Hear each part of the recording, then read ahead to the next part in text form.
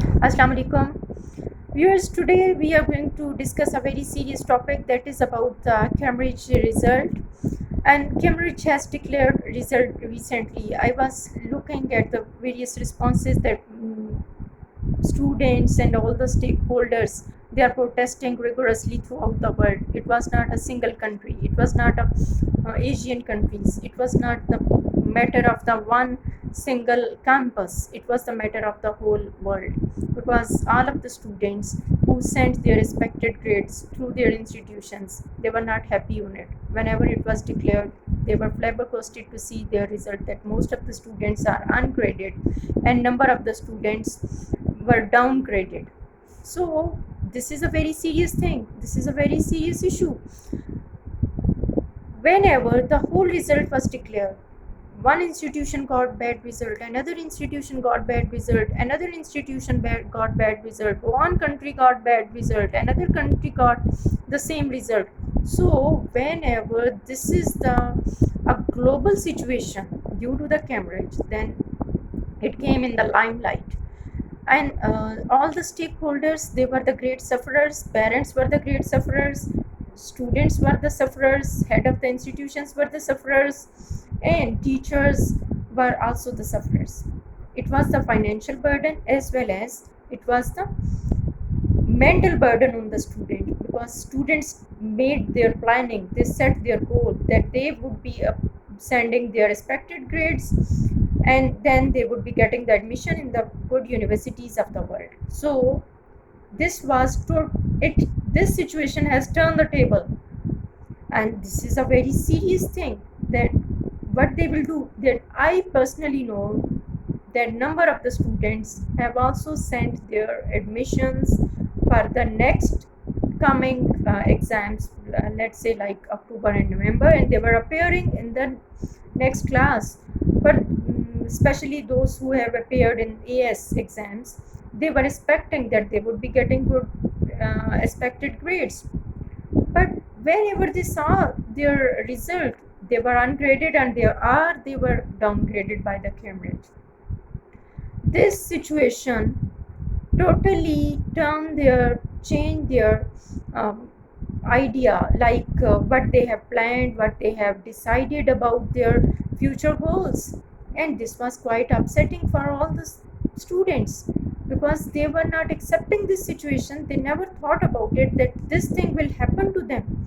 It does have a severe effect on their mental health, and number of the students went in anxiety, they went in stress. It was the academic anxiety and the exam anxiety. They were surprised that what happened to them. Whenever we see technical aspects on it, what is the technical aspect? Because in the beginning, all the teachers will have to collect all the evidences. They collected all of their performances of the students, and there is one technical thing, like students were not aware about it, that this simple class test, this simple class assignment, which would be considered as their final examination marking scheme, because they were taking it casually. I will like to elaborate it, like for example, if I get to know that on Monday I would be having a test, then I will be considering it a simple class casual test. So students also took it as a simple casual test. They never knew it a year before that they would be evaluated on the basis of their class performance, on the basis of their assessment, on the basis of their simple whole year academic performance, because no one know about it that this pandemic will spread throughout the world. So everything was unpredicted, no one can assess about it. But the thing which we know, which Cambridge know it very well, that is that we were aware that these grades were the predicted grades. So there could be the benefit of doubt, and whatever the teachers have sent, the grades that would be accepted by the Cambridge, because all the teachers are very responsible, and they have evaluated the students on the basis of their whole academic performance. It should not be downgraded because it was a severe sort of the mental pressure on the parents, because whenever they got to know that their children got a bad result or the failure result or ungraded result, they went under a serious sort of stress.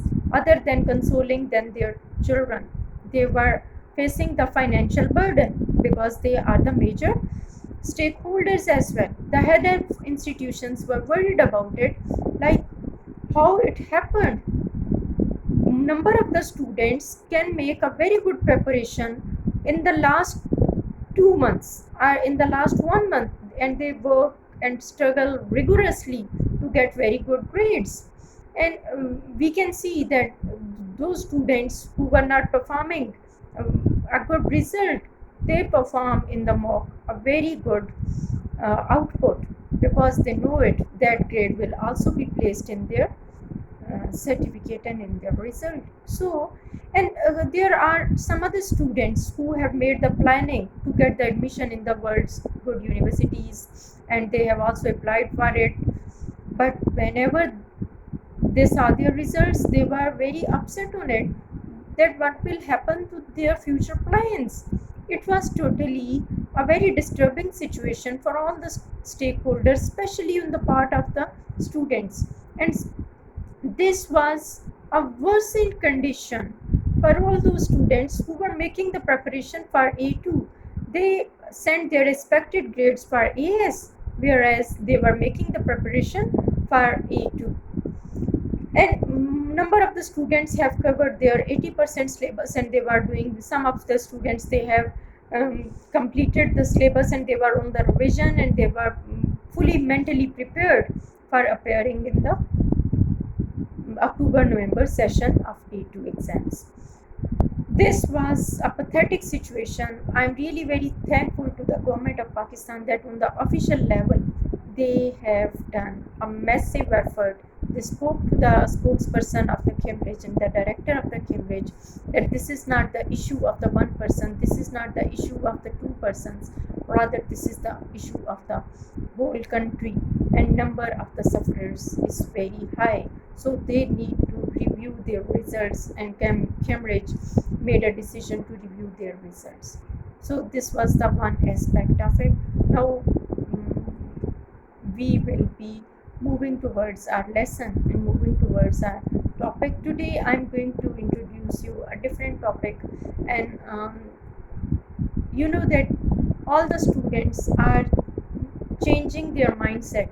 They are switching from one discipline to another discipline, and now throughout the world great number of the students would love to study the business study, and business study is a very important study. Today I would explain you in a brief description what the business study is and how many chapters in the discipline there would be. Whenever we start about the business, that is basically the entrepreneurship, and the person who is investing the money, that he is known as the businessman. Businessman would be making the plannings, that he would be starting this business, business A, business B, business C, business D. For example, some are good in starting the restaurants, some are good in starting the poultry business, some are good in starting the cold drinks business, some are good in starting cellular companies, some are good in starting the small businesses and the big businesses. We need to differentiate between the two types of it. One type of the business is the small businesses. Small business would be started at the small level, and there would be less requirement of their finances and their capital, whereas the big business would be requiring a great capital, the big finances, the great number of the employees, and the great area and where it would be started. So a business person who is going to start the business, he need to keep various things in his minds, like what would be the location of the business. If someone want to start some business, we need to decide first what business he need to start. Either if that is the water business can be best started in the desert area where there is the lack of the water, and if he want the big hit of the business, that would be the ideal place. So the location of the business is most important thing. And if he want to start some food business or the restaurant business, he need to see the location in the center of the food street or nearby the food street. He also need to have the market research. First of all, there are various ways to conduct the market research. How market research can be done? That there are some companies, they have already conducted the market research, which business can be best suited in the particular location. If he is having the shortage of the time, he need to consult with the already done market research if he cannot conduct it himself by his workers or by his employees.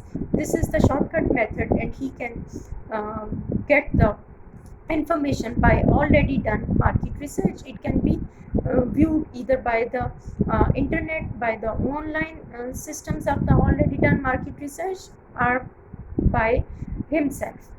The second method is like he need to check the locality and the population of that particular locality. Either they are there is less amount of the population, is there is the density of the population. If there is the density of the population, that business can be the big hit.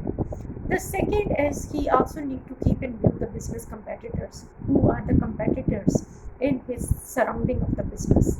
Because there are always in the food chain a big competitors. If there is the Pizza Hut, there would be some other pizzas as well, and which pizza is having the more sale. He also need to keep all those things in his mind. Who are the competitors of that particular business? If there is the cellular company and some businessman wants to launch his new cellular company, he also need to make a research that already there is the Apple and Samsung, which are the big competitors. BlackBerry is also another big competitors. Where his company will stand, who would be the potential buyers? For example, if there is the Apple phone, the buyer of the Apple phone would be less as compared to the Samsung phone, because the price of the Apple phone would be very high, whereas the price of the BlackBerry will be as compared to the, it will be the parallel prices, and the buyers of the both Apple and the BlackBerry will be less as compared to the Samsung, because Samsung would be having the various categories of the prices. For example, they would be having the various models, and each model would be having the distinct and the various prices ranging from the low price to the higher price. So whenever a businessman want to start a cellular company, he needs to keep all those things in his mind, that what should be the price of the product. And whenever if someone want to start the drink business, he also need to make in his mind that there are already some existing companies which are already a big hit in the market, that is the Pepsi and the Coke. That is about the beverages and the soft cold drinks. And if there is already existing company Coke and the Pepsi, where his company will stand, where his company will lie, and who will be the potential buyer for his company? Either people would like the taste of that particular company or not, and then he also need to make the planning what price he needs to keep. He also need to have a look on his finance. If he is unable to complete or fulfill the requirement of the finances, from where he would be getting the finance? Either he is going to the bank to get the loans, or he can fulfill all of his requirements which are required by the particular business he is going to start. Then business would be of the various types. For example, small business, which could be based on the cottage industry, that is a very small business, and that is for the low budgeting businessman. If they cannot afford the heavy budgets, they would be starting with the cottage industry supported by the governments. And then there would be the medium-sized business that would be having the medium finances, and then there would be the local businesses that is always existing in the within the same city. Then there could be the one single branch business, that there would be only a single branch within the one city. And whenever some business is flourishing, some business is expanding, that business can be moved from one city to another city, and that business can be spreaded from one city to another city, and that is known as the national business, nationwide business as well. And whenever some business is getting the peak of that particular limit, and they are reaching the goals, and their destinations are achieved, their goals are achieved, then we can say that those businesses would be flourished to the other countries as well, and that business can be extended to the other countries of the world. That is known as the international business or multinational businesses. Then there are various terms within the businesses. What are those terms? For example, cash flow, cash inflow, cash outflow. A simple term for the cash inflow is whatever the money some businessman is making and getting within the company, that is the cash inflow. What money is coming to the Pepsi and the Coke, if they are making the profit, that is the cash inflow. And whatever the business is spending in the market, that is known as the cash outflow. If more money is going out of the company, that is not a good business. And if less money is coming inside the business, that is the cash inflow, that is also not a good business. If a handsome amount of money is coming within the business, that is the cash inflow, and that could be a very successful business. So this is the basic idea of the cash inflow and the cash outflow. Then there would be the next, the stakeholders. Stakeholders are basically those people who have invested the money in the business.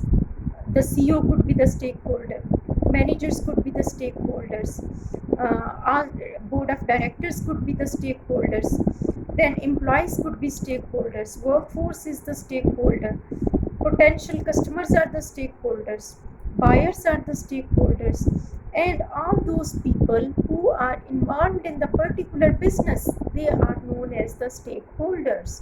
Shareholders are the stakeholders, and all those people who have bought the company share, they are also the stakeholders. So this is the basic idea of the stakeholders, who could be the stakeholders in the business. Now the next term is the joint venture and the business joint venture. If one company is merged with another company, for example, there is the company A and the company B. Company A has bought company B, and now that both of the companies are merged with one another, that is known as the joint venture or the merger of the companies. And for example, if there is one company from the Pakistan, another company is from Saudi Arabia, it could be about on the massive level. For example, there could be the two banks of the two different countries, one Pakistani bank and another is the Saudi Arabic bank.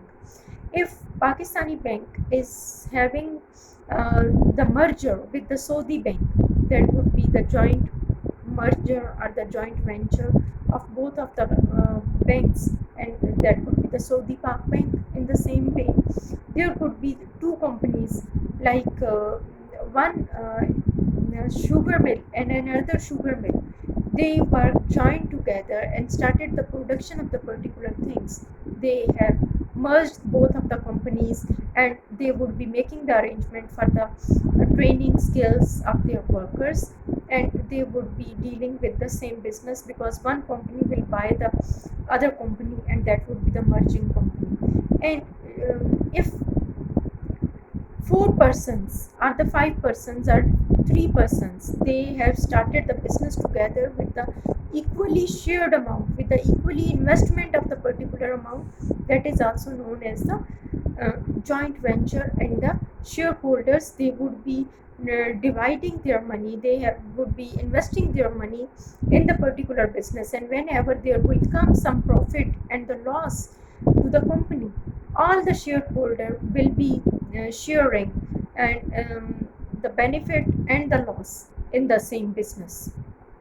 And there would be the dividends which will be equally divided to the all of those people who are involved in the particular business.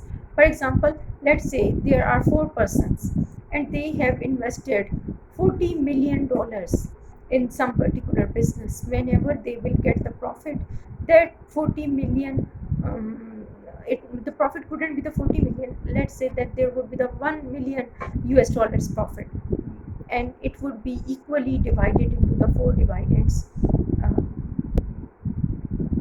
to get the profit of that particular business.